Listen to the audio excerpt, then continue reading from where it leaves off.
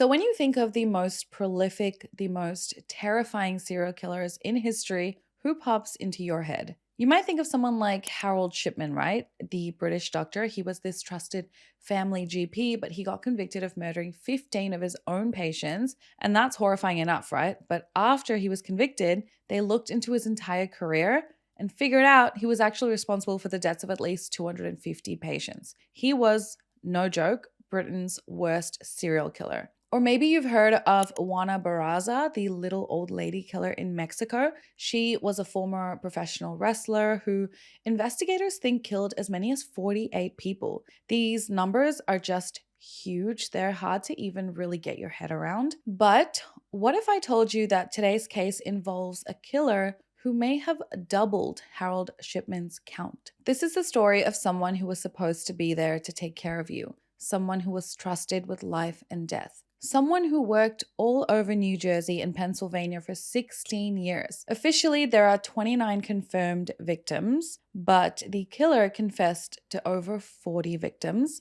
But the investigators who have looked at the trail of bodies left behind, they think the true number could be as high as 400 victims. And the most terrifying part, this person was able to do it for so long because the very system that was supposed to protect patients ended up protecting the killer, until someone very close to the killer was the one to bring them down.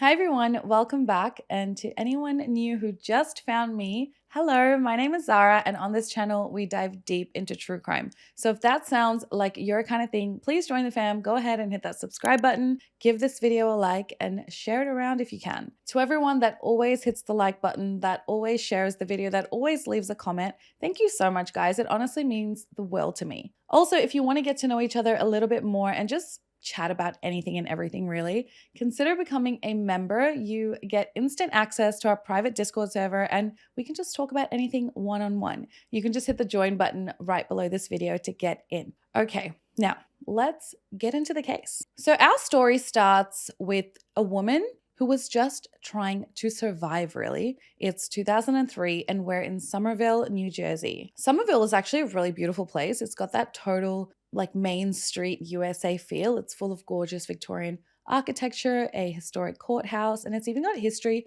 tracing back to George Washington. It's the kind of place that's become a destination for boutique shopping and nice restaurants. It's quiet, it's historic, and it's cute. At the heart of this community is the Somerset Medical Center, and working the night shift in the ICU, the intensive care unit, is a nurse named Amy Loughren. Amy is a single mom and her whole world revolves around her two young daughters. By all accounts, she's a phenomenal nurse. She's compassionate, she's dedicated, and she's well respected by her colleagues. She's exactly the kind of person you would want looking after you or your family during the worst moments of your life. She was the type of nurse who genuinely cared for each patient. But Amy has a secret. A huge life-threatening secret. She was suffering from severe cardiomyopathy. Now, this is a really serious heart condition where the heart muscle is essentially diseased, so it makes it harder for it to pump blood throughout the body.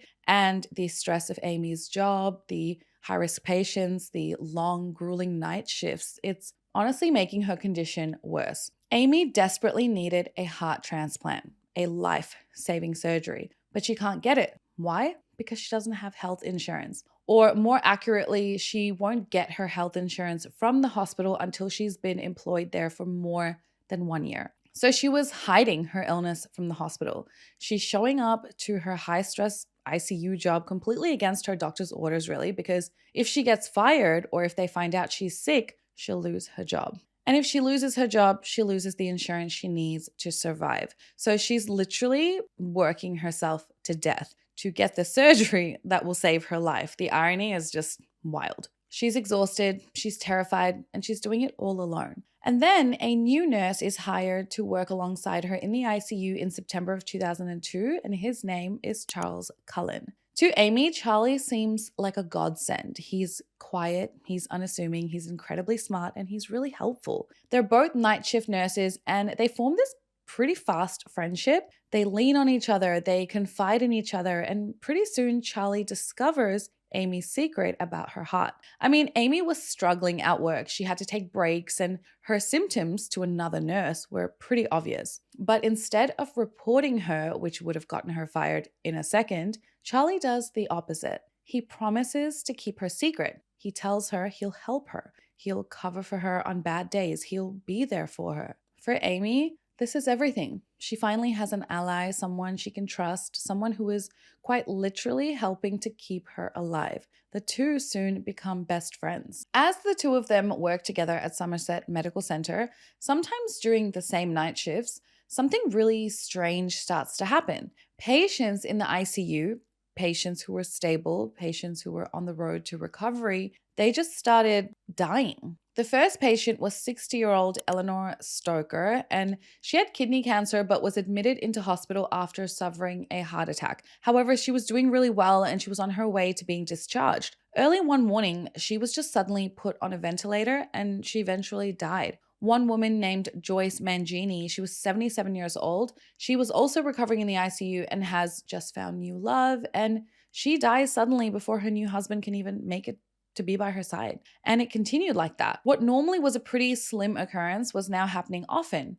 too often. People kept dying. Between February 2003 and June 2003, 5 more patients died. Giacomino J. Toto, 89 years old, John J. Shaniger, 83 years old, Dorothy K. Hoagland, 80 years old, Melvin T. Simcoe, 66 years old, and Michael Strenko, 21 years old. And another patient named Philip Gregor, who was 48 years old, nearly died, but he managed to recover enough to be discharged. And then there's the case of Reverend Florian Goll. So Reverend Goll, he was 68 years old, he was a priest, and he was in the ICU in the critical care unit. But here's the thing, he was recovering. His sister, Lucille Goll, who was also a nurse, had spoken to the doctors and they told her, he was doing a lot better and he was absolutely not considered a terminal patient. But then Lucille gets this urgent panicked call from her brother's doctor. She rushes to the hospital, getting there maybe 20 or 30 minutes later, and by the time she walks into his room, her brother is already blue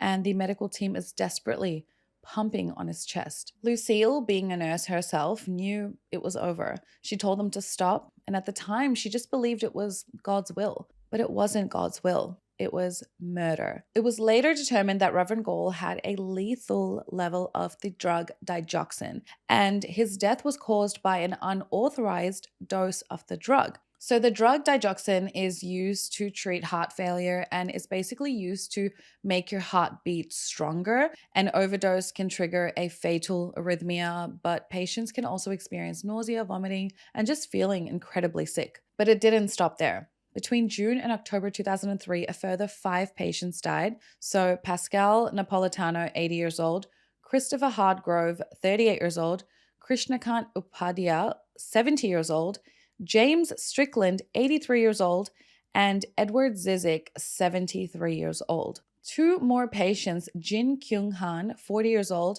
and Francis Agoda, 83 years old, almost died also under suspicious circumstances. Frances had unauthorized insulin in her system, but staff were able to save her, and Jin had digoxin in his system, but again, staff were able to reverse the effects. Almost all of these patients either had digoxin or some other blood pressure or heart medication or insulin in their systems. Now, this is a lot of patients dying in a 10-month period in one tiny ward, but I believe it was actually Edward Zizik's death in October, which was from this massive and unexplained drop in his blood sugar that finally made the hospital alert the New Jersey State Police. But this is where the story turns from just a tragedy to a full-blown conspiracy of silence. When the detectives show up, they find out that this death in October of 2003 was not the first red flag.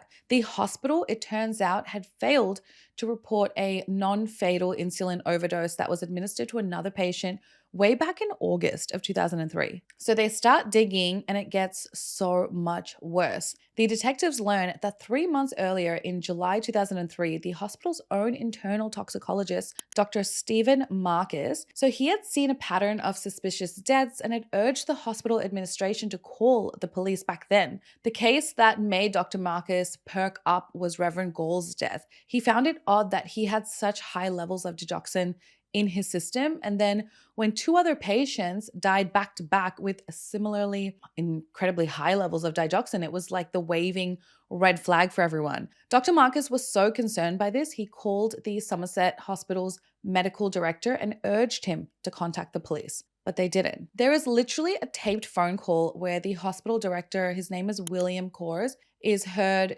wrestling with throwing the whole institution into chaos versus the responsibility to protect the patients. So what he said was they were wrestling with the decision. They were worried about a scandal. They were worried about the chaos that would follow. This is a police matter. What we're wrestling with is, throwing the whole institution into chaos versus, responsibility to, protect patients from further harm. And we have been trying to investigate this to get some more information before we made any kind of rush to, judgment. If there is somebody out there that is purposely doing this to individuals at your hospital, we have a legal obligation to report this. Okay. And in the 3 months that the hospital administration delayed calling the police, the 3 months they spent wrestling with their decision, 5 more patients died. 5 more patients after Reverend Gall's death. 2 detectives from the Somerset County Police, Tim Braun and Danny Baldwin, are assigned to the case now, and they walk into Somerset Medical Center expecting cooperation from everyone, but instead they're met with this total brick wall. The hospital actually obstructs their investigation. Detective Braun would later say in an interview that the hospital administration essentially lied to them when the detectives asked for the computerized records from the drug dispensary. The hospital told them that these records didn't even exist that far back. The manufacturer of the machine confirmed that it was a complete lie. The hospital was not trying to solve a crime. It was trying to manage a PR crisis. Braun and Baldwin are completely stonewalled, and they know people are dying. They know the hospital is hiding something.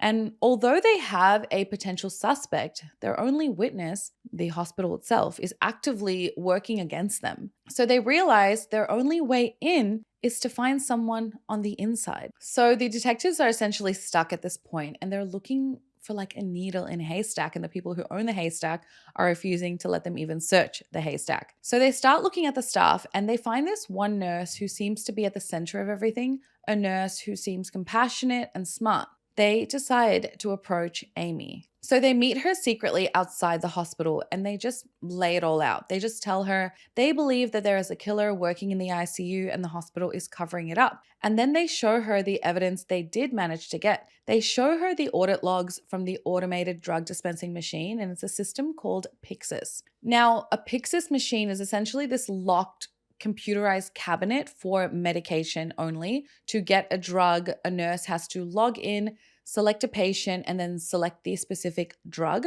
The machine records everything, which nurse, which patient, which drug is used, and the exact time it was pulled. So it's basically this electronic paper trail. So Amy, with her years of ICU experience, starts poring over these printouts. She's cross-referencing the drug withdrawals with the patients who had coded and died, and very quickly she's stopped in her tracks. She sees what she calls subtle but troubling patterns, and she'd half noticed but never really put it together. So she sees withdrawals for the drug digoxin for patients who didn't have heart problems. She sees withdrawals for insulin for patients who were not diabetic. These were all lethal doses of drugs that had no medical justification. And then she looks at the name of the nurse who had accessed the machine, the name of the nurse who had made all of these suspicious, lethal withdrawals. It wasn't a stranger. It wasn't some nurse she barely knew. It was her one true friend at the hospital, the man who was protecting her, the man she trusted with her life. It was Charles Cullen. Now, what Amy didn't know was that Charles was already being looked into by Somerset for months prior. Somerset began to notice Charlie's errors when he accessed the rooms and computerized records of patients he wasn't assigned to. The hospital's computerized drug dispensing cabinets showed that he was requesting medications that his patients had not even been prescribed by doctors. His drug requests included many orders that were immediately canceled and many requests within minutes of each other. Like, that's not common at all. And if you guys have ever been to a hospital, I'm sure many of you have to wait freaking ages for one drug. So it's like this guy coming out here, like getting all these drugs within minutes of each other for one patient. It doesn't even make sense because it takes so long for a doctor to even like okay the drug that you're supposed to give the one patient. So it was very sus. Also, I'm not 100% sure of this, but I believe that if a drug request was canceled immediately after it was made in the Pixar system, it would keep the drug in the system as stocked, but the medication drawer would still, or the cabinet would still open up, allowing the physical drug supply to actually be taken. So it was kind of like this glitch in the system. In July 2003, the executive director of the New Jersey Poison Information and Education System warned the Somerset Medical Center officials that at least 4 suspicious overdoses indicated the possibility that an employee was killing patients, but they still wanted to protect their image. They didn't do anything about it. So, was Charlie the killer? Let's talk about him. Charles Edmund Cullen was born in West Orange, New Jersey on February 22nd, 1960, and his childhood, to put it lightly, was pretty miserable. He was the youngest of 8 children in a poor family, and his father was a bus driver, and he died when Charlie was just 7 months old. His mental health issues started shockingly young. He made his first of many suicide attempts when he was just 9 years old by drinking a cocktail of chemicals he had stolen from a chemistry set. As a teenager, he was reportedly fascinated with books like Crime and Punishment. And sadly, when he was just 17 years old, his mother Florence, who had come to the US from England as a war bride, was killed in a car accident. Charles was the one who had to identify her body, and he was probably unraveling at this point. At 18 years old, he dropped out of high school, and a year later, in April of 1978, he enlisted in the US Navy. His time in the Navy is where his story goes from tragic and sad to just really bizarre. He was trained as a ballistic missiles technician and was given his first assignment aboard this nuclear submarine in the USS Woodrow Wilson. And right away, he was just like a really bad fit. He was considered a misfit by the rest of the crew and was relentlessly taunted, ridiculed, and hazed, and he was called Fish Belly for some reason by the crew. And then in 1980 comes this wild sighting, I guess. Charles was found sitting at the missile control panel, the station that controls the submarine's nuclear missiles, but he was dressed in a stolen hospital gown. He had this surgical mask on and latex gloves, and it was just very odd, but it was also very creepy. Like, if we think about it for a second, he's at this panel of unimaginable power, nuclear missiles, but he's in a costume for a different kind of power. It's this bizarre, terrifying piece of anticipating playing God in a hospital. It's really scary. The Navy freaked out, obviously, and reassigned him to a lower pressure job on a supply ship, but his mental state just got worse and he attempted suicide again and was committed to the Navy's psychiatric ward several times for depression and was finally given a medical discharge in March of 1984. So what does a deeply unstable man do fresh out of the Navy psychiatric ward? He enrolls in nursing school. He went to Mountainside Hospital's nursing school in Montclair, New Jersey, graduating in 1987, and got a job at the burn unit of St. Barnabas Medical Center. And I'm surprised that if you're going to be in a medical role with the lives of other people in your hands, your mental state is not important. Like, him being enrolled into the Navy psychiatric ward was not supposed to be disclosed to future medical employees. Like, isn't that crazy? Shouldn't that be a criteria? But his personal life was just as chaotic. He married a woman named Adrienne Taub in 1987 and they had 2 children together. However, even during a happy time like a marriage, Charlie's brother, James, died and it was overcome by sadness. But the marriage was also really volatile. He was reportedly abusive towards his wife and kids, and he was known to be, I guess, extra cruel in winter months when he would turn the heat off in the house and force his wife and kids to deal with the freezing cold. He also started to torture the 2 family dogs. They were Yorkshire Terriers, by putting them in the bins. And in 1993, Adrienne filed for divorce and got a restraining order against him. So his life was just a mess. He was also, it seems, stalking other women. So that same year in 1993, he was arrested for trespassing and harassment, and he had been repeatedly breaking into the home of a female colleague named Michelle Tomlinson. Throughout this period, by the way, he was in and out of psychiatric hospitals like the Carrier Clinic for more suicide attempts. This was a man who had zero power or control over his own life. His childhood, his Navy career, his marriage, all of it was just a miserable failure. So he chose a profession where he would be given power, a profession where he would be trusted, a profession where he would have access to the vulnerable and to the weapons he would use to finally feel in control. What Amy had uncovered was just the very end of a 16-year trail of bodies. So let's talk about his employment history as a nurse, because that's what honestly becomes a terrifying revolving door of systemic failure. Now, at this point, we all know that Charles was the killer nurse at Somerset, the angel of death, which, I've never liked that term, but that's what they called him. And he started his first job at St. Barnabas Medical Center in Livingston, New Jersey in 1987. He was assigned to the burn unit, a place with a lot of pain and a lot of very, very sick patients. His first confirmed murder happened on June 11th, 1988, and the victim was Judge John Yengo.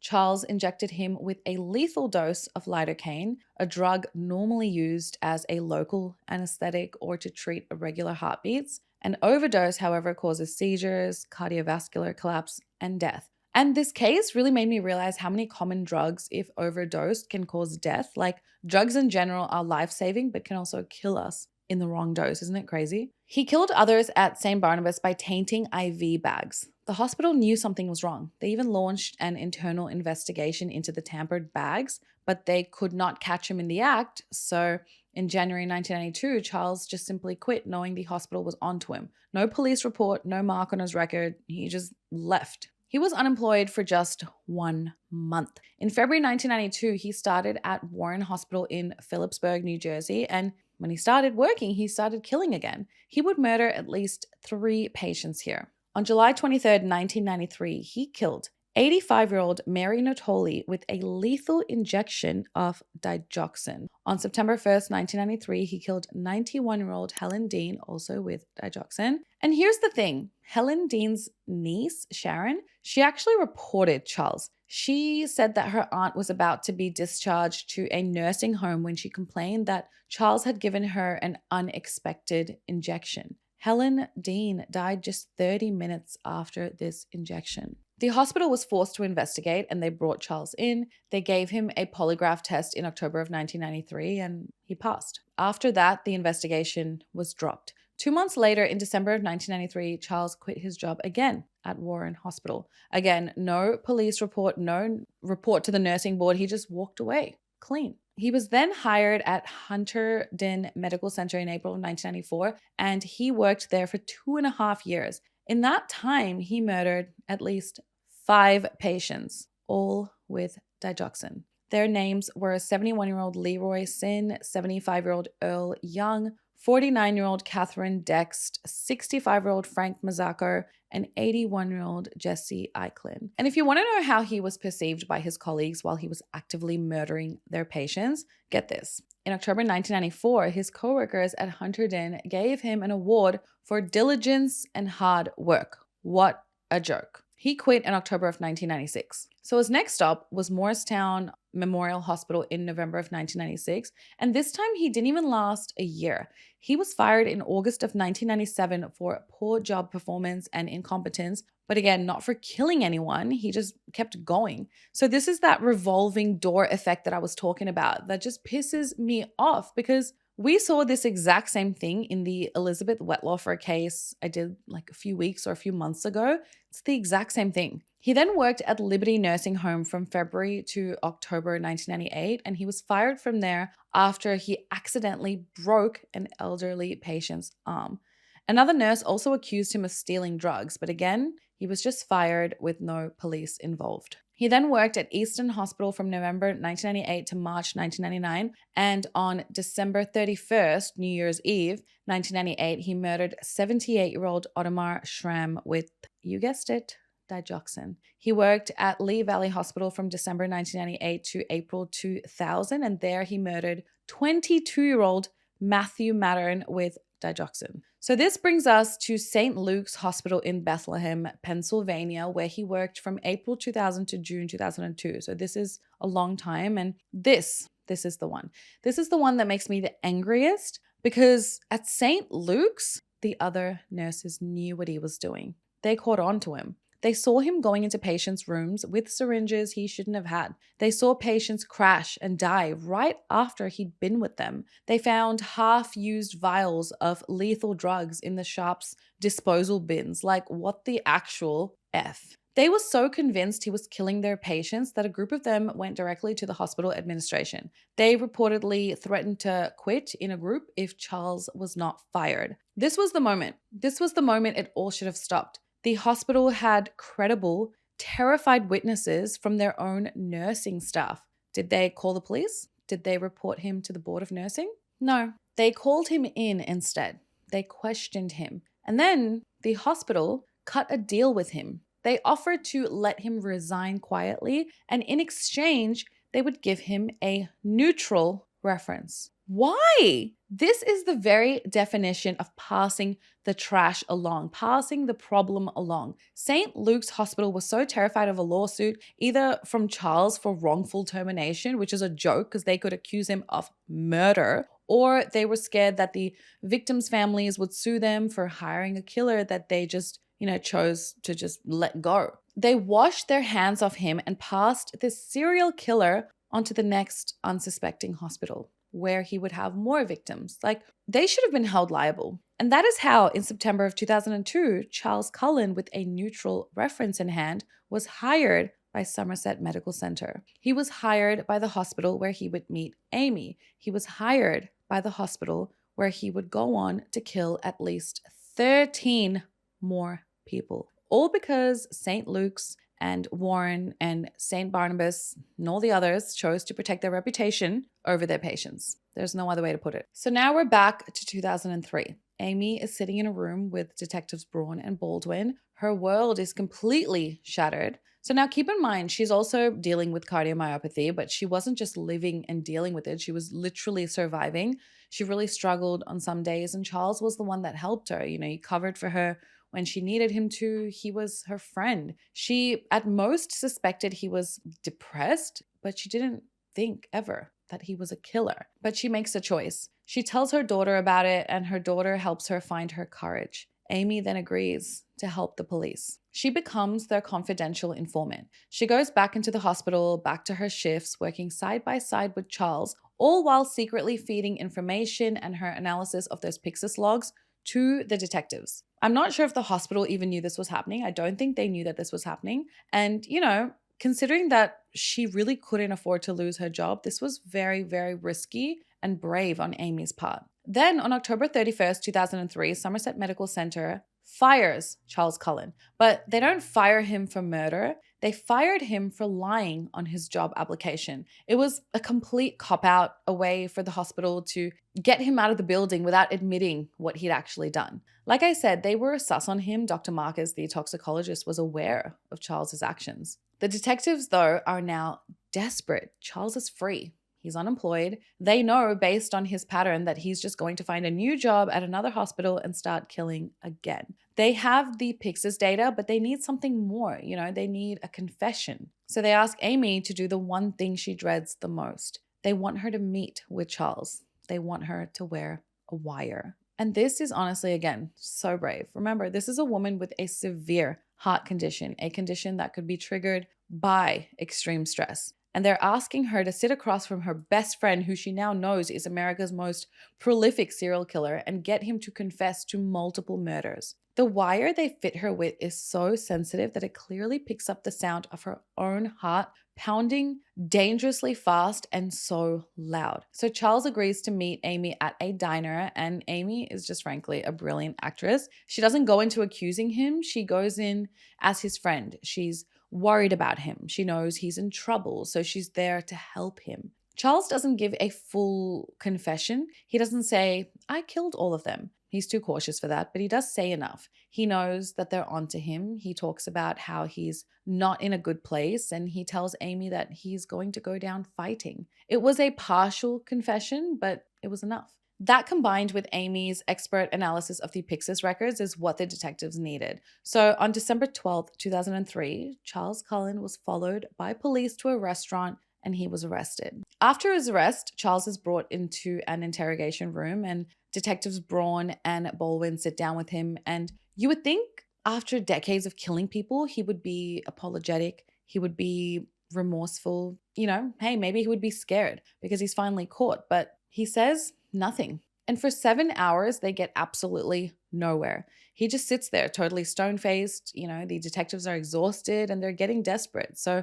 one last time, they call on Amy. She agrees to come to the station and she walks into that interrogation room, and that is what finally breaks him. He sees his friend, the one person he thought he was protecting. He asks her, "Are you with them?" And she says, "Yes." It's almost a little sad. Like, don't come for me. I'm not, supporting him. I don't feel sorry for him. But the situation. So, he is a killer, a cold-blooded killer, but he protected this woman, Amy, like it meant something to him. And it's not lost on me that drugs like digoxin would have actually killed his friend immediately due to her cardiomyopathy. He trusts her and he begins to talk. He confesses. He admits to murdering Reverend Gall and attempting to murder another patient, Jin Kyung Han. And then he just opens the floodgates. He tells the detectives that over his 16-year career, he had murdered as many as 40 patients. When they ask him why,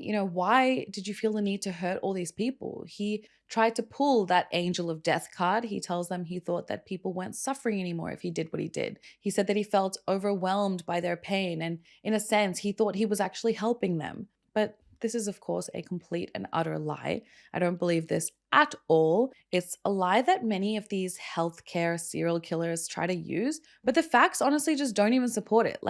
Many of his victims, like Reverend Gold, were not in great pain and were in fact recovering. So where is the sense in that? He wasn't a mercy killer. He was just a compulsive murderer. He later admitted to detectives that he lived most of his life in a fog and that the decision to kill was often done on impulse, he didn't plan it ahead. Now, the prosecution had a big problem. He had killed so many patients in so many different hospitals in so many different counties across 2 states. So they had 40 victims he confessed to, but not enough evidence to link him to all of them. Hospital records were missing, bodies had been cremated, and one of the biggest obstacles being the no body, no crime mentality. Charles had one bargaining chip left, his memory. He was the only person who knew who all the victims were. So he made a deal. He would cooperate. He would sit down with prosecutors, go through medical records, and identify all of his victims. In exchange, they had to take the death penalty off the table. This is where the victims' families honestly showed incredible strength.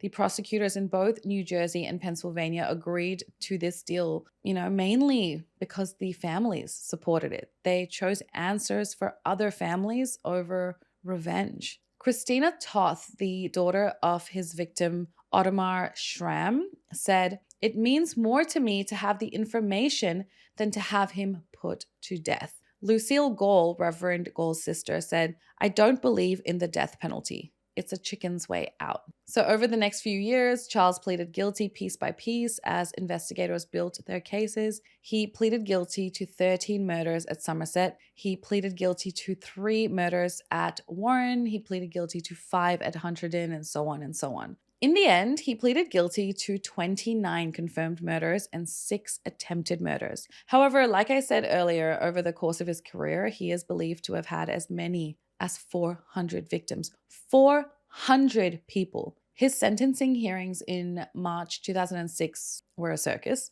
So on March 2nd, 2006, at his sentencing in New Jersey, he was silent and he sat at the defense table. His eyes were closed and he refused to look at or even acknowledge the dozens of family members who stood up one by one to give their victim impact statements. He denied all of them the satisfaction of his reaction, and it was a final passive-aggressive act of control of whatever power he had left. But then on March 10th, 2006, at his sentencing in Pennsylvania, he did the exact opposite. As the family stood up to speak, he became chaotic. He started interrupting them. He began to chant over and over again, "Your Honor, you need to step down." And he just kept repeating that for like 30 minutes straight, trying to drown out the voices of the family members. Now he was showing this active, aggressive, and pathetic attempt to steal the focus, to make this day all about him. So I don't feel sorry for him at all. Walter Henney, a victim's son-in-law, had to shout over him, "We think you're a total waste of human flesh, and we all hope you rot in hell."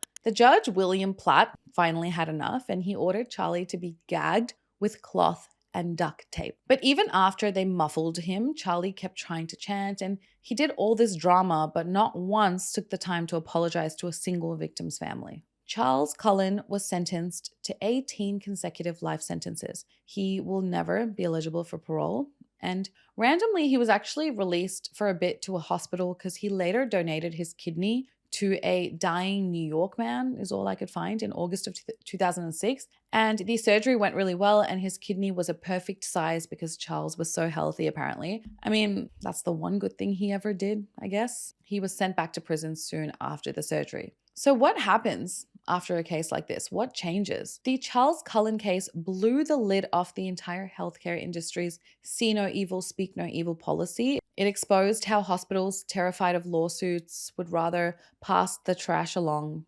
than protect their patients. It's horrific. So this time the system had to actually respond. So in 2004, New Jersey passed the Patient Safety Act. This law created, for the first time, a mandatory medical error reporting system. So the goal was to shift the culture away from blaming individuals and toward fixing the systems that allow errors or murders to happen. It encouraged the reporting of near misses so that patterns could be spotted before anyone actually died. Then in 2005, they passed the Healthcare Professional Responsibility and Reporting Enhancement Act, known by everyone as Cullen Law. And I wish it wasn't named after him. But this law was the direct fix to actually fixing the passing the trash problem. It required all healthcare entities to report any information about a professional's impairment, gross incompetence, or unprofessional conduct to the state's Division of Consumer Affairs. So no more quiet resignations were allowed where they can then just move on to new jobs in other hospitals. And most critically, the law provides good faith protection. So it shields hospitals from civil lawsuits if they report a bad employee. This removed the legal excuse that hospitals like St. Luke's had been hiding behind. I don't want to get in trouble. We don't want to have that problem on our hands, so we're not going to report any wrongdoing by anyone. But like any law born from a tragedy, it's not perfect. Some nurse attorneys now argue the Cullen Law is too broad and too punitive. So they say that good, competent nurses are now being reported for single minor medication errors or for conduct that really is just a sign of inexperience, and it's ruining their careers. The law designed to stop the next bad nurse like Charlie may be accidentally harming the next good nurse like Amy. As for the victims' families, many of them tried to sue the hospitals that enabled Charlie, and tragically and just so messed up that many of those lawsuits were just dismissed. Like how fucked up is that? And what about our hero, the good nurse, Amy? She struggled for a really long time with the guilt and the anxiety of knowing that her best friend was a murderer. But she got her life-saving heart surgery in 2008 and her health has improved. Today, she's an advocate working to support other healthcare workers. In the end, this is a story of complete and total systemic failure. The hospitals, the boards, the entire culture of risk management, it all failed. It failed 29 times for sure, and maybe as many as 400 times. That's wild. It took one individual, a single mother with a failing heart, to do what the entire healthcare system refused to do. The laws that were passed are the system's way of trying to fix itself, to create the paper trails and the accountability that were missing for 16 years during Charlie's run. And it's an attempt to make sure that we never have to rely on the acts of one good nurse to stop one bad one ever again. But one victim's family made a statement that honestly was so terrifying, but honestly so sad at the same time. And I'm just going to read it to you. So they said, "We will never feel safe in a hospital again. We will never trust a medical professional again." I mean, can you imagine how that would impact you for the rest of your life? Of course, it's good that the victims' families found out the truth about what happened to their loved one, but at the same time, they initially would have thought that their loved one died from a medical related issue, and then to now or later find out they were murdered by someone who was supposed to protect them, someone who was supposed to save lives, is a whole nother story. The terror to know that their loved one was targeted will haunt them. I'm already such a dramatic person, but it's cases like these which stress me the hell out. If I have visited a loved one in hospital, like I will be checking the IV bags. When Jay went in for tonsil surgery, or even when we're at the dentist, I ask to check what medication I'm being given or anyone else is being given. I'm like, what weight did you calculate the dosage at? Like, is it the correct dosage? Again, I know I'm paranoid doing these types of cases, having crime and death on my mind for the majority of my days. Like, of course, it makes me on high alert, but man, you got to check these things. You got to question things. I'm checking IV bags for holes. To have a loved one actually targeted, life would be anxiety driven. It's horrific. I can't believe one man had so many victims and he was allowed to continue killing just because everyone responsible wanted to pass the ball along. It's wild. Look, majority of our healthcare workers are amazing. Of course, I would say all of them are, but you never know. There are some psychos out there. And what are these cases meant to do? They're meant to sort of educate us, make us aware. So check these IV bags, check the dosages, even if you're getting Panadol. What do you guys call Panadol in America? I forgot. Paracetamol, what do you guys call it? Comment down below, I forgot. But check your doses, you never know. Life is scary. The world is crazy. Let me know your thoughts down below, guys. This is a really sad case. I mean, can you imagine if it's actually 400 victims? The 40 confessed is bad enough. I look forward to seeing you in the comments down below, guys. If you haven't subscribed yet, go ahead and subscribe, like the video, and I will see you in next week's video. Besitos. Bye.